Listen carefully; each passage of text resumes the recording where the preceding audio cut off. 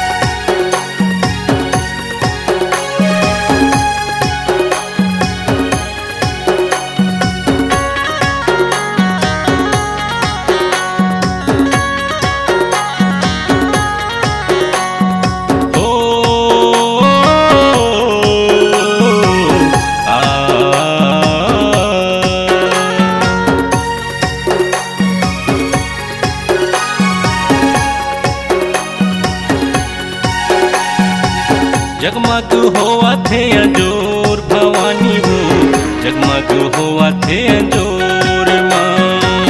जगमग होवा थे अंजोर भवानी हो, जगमग होवा थे अंजोर माँ। तोरे मंदिर माँ तोरे भुवन माँ, तोरे मंदिर माँ तोरे भुवन माँ। मैं हाँ चला हूँ जग जोत भवानी हो, जगमग होवा थे अंजोर माँ। जगमग होवा थे अंजोर भवानी हो, जगमग होवा थे अंजोर माँ।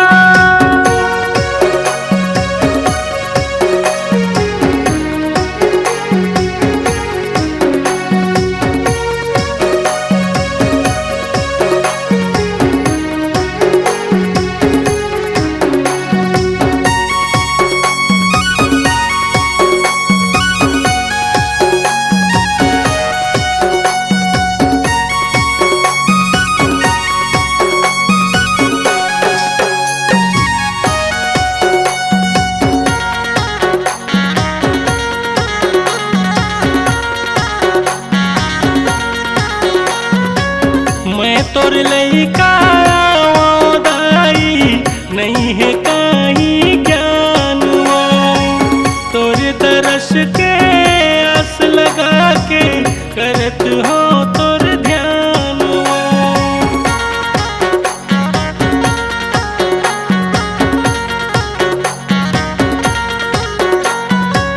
मैं तोर लइका दाई नहीं है कहीं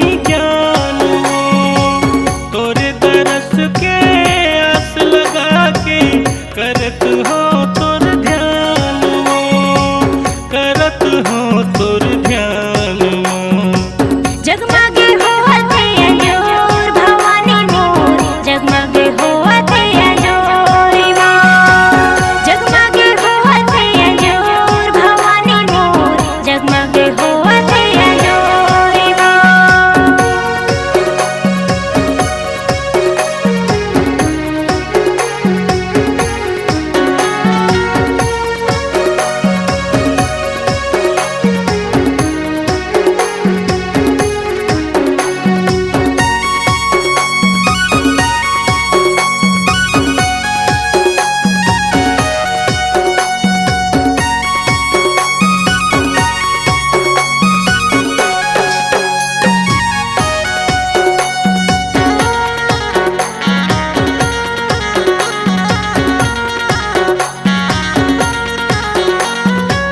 पचरा के कर दे छैहा दाई, कर ले मोर पहचान। रख ले मोला तोर शरण माँ, दे देते धन धान।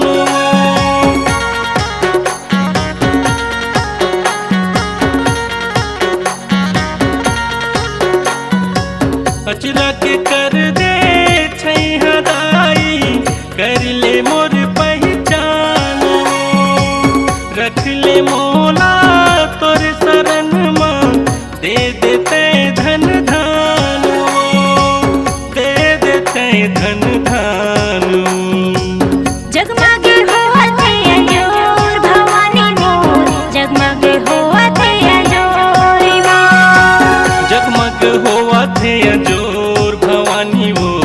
जगमग होवते अंजोर माँ। जगमगे होवते अंजोर भवानी मोर, जगमगे होवते अंजोर माँ।